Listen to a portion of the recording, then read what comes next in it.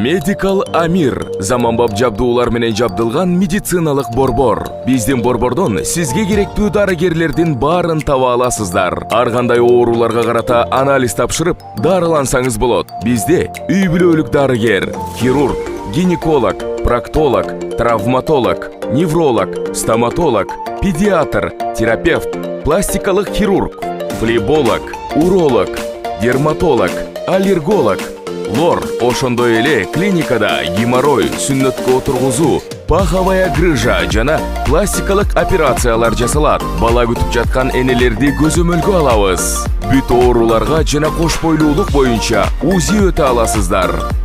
Биздин дарек метро Мариино, Новочеркасский бульвар 51. Метродон болгону 2 минуталык жол. Байланыш телефондору +7 905 752 42 84. +7 967 108 40 84. Ооруга асыл мекендеш. Сузакта портер сүзүп кеткен окуучулардын бирине Бишкекте операция жасалды. Сузакта портер сүзүп кеткен окуучулардын бирине Бишкекте операция жасалып, ага саламаттык сактоо министри Алымкадыр Бейшеналиев катышты. Бул тууралуу ведомствонун маалымат кызматы кабарлады.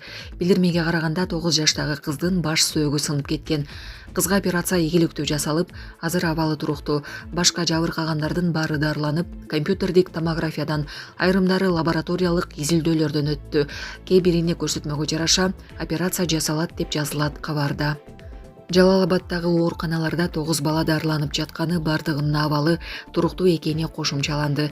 Биринин абалы жакшырып үйүнө чыгарылган. Эске сала кетсек, 2 май күнү саат 14:00 чамасында Катма жайлоосунда манас айтып жаткан балдарды портер унасы жылып кетип сүзгөн. Кырсыктан 35 бала жабыркаган. Кече 3 майда алардын айрымдары Бишкекке алып келинген. 48 жаштагы айдоочу көрсөтмөсүндө балдарга бекер балмуздак таратканы барганын, Жергетал айылдык мектебинин директорунан таттууну кайсыл жакка жеткирүү керек экенин сурап, телефон чалып жатканда машинасы ылдыйга түшүп кеткенин, артынан токтотконго жетишпей калганын айткан. Булак Спутник KG. Бишкек шаарында сойкулкана уюштурууга шектөөлөр кармалды. Бул тууралуу 1 май райондук ички иштер башкармалыгынын басма сөз кызматы билдирди.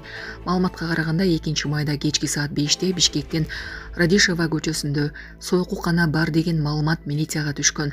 Окуя болгон жерге ыкчам тергөө тобу жөнөп кеткен. Аныкталгандай, көрсөтүлгөн даректе кыздар акы төлөнүүчү интимдик кызмат көрсөтүшкөн. Аталган факты сойкулукка жана бузукулукка көмөктөшүү менен катталган.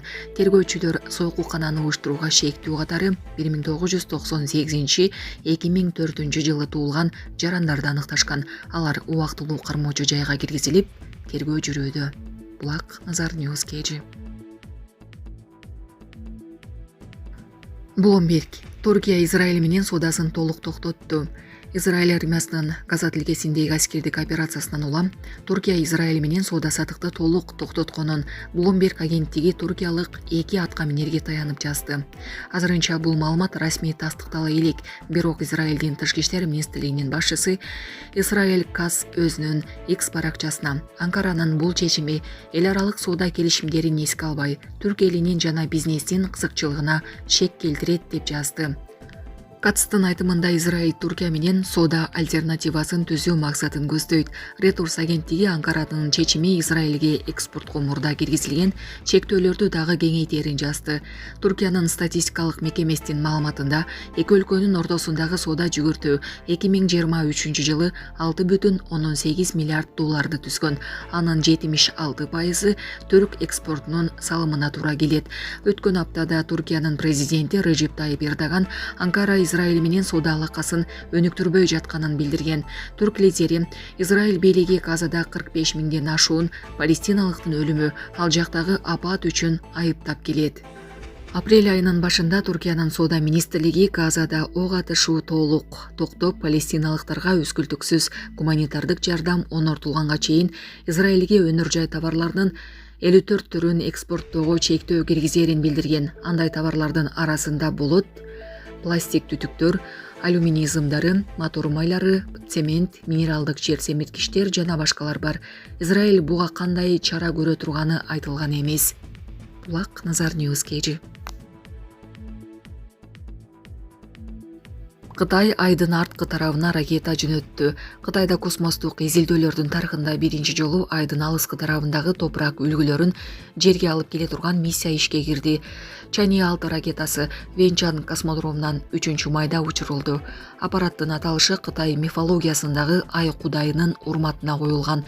Миссия 53 күнгө созулат. Ал талдоо үчүн 2 килограммга жакын ай реголиттерин чогултат. Зонд айдын көрүнбөгөн тарабына ийгиликтүү конуудан тышкары илимий эксперименттерди жүргүзүүгө тийиш. Эгер бул ийгиликтүү ишке ашса, Чанъэ-6 айдын арткы бетиндеги комташтын үлгүлөрүн жерге алып келген тарыхтагы биринчи космостук миссия болуп калат. Булак Азаттык. Ошко Москвадан өчпөс оттун бир бөлүгү алып келинди. Бүгүн 4-майда Ош шаарында Москвадан Кремлдин дубалындагы белгисиз жоокердин мүрзөсүндөгү өчпөс оттун бир бөлүгү алып келинди. Бул тууралуу шаардык медианын маалымат кызматынан кабарлады. Маалыматка караганда аны таңгамал Орусия президентинин ишенимдүү адамы, актер Михаил Мамаев жана Элдик фронт кыймылынын Красноярск районундагы облустук аткаруу комитетинин башчысы Оксана Ларинова жеткирди. Эскерттүү оту эл аралык акциясынын алкагында митинг реквием өтүп, от жагылат. Андан соң төбөлүк оттун бөлүкчөсү Кыргызстандын башка шаарларына өткөрүлүп берилмекчи. Бул иш-чара быйыл Ошто экинчи жолу өтүп жатканы кошумчаланды. Булак Супер Кежи.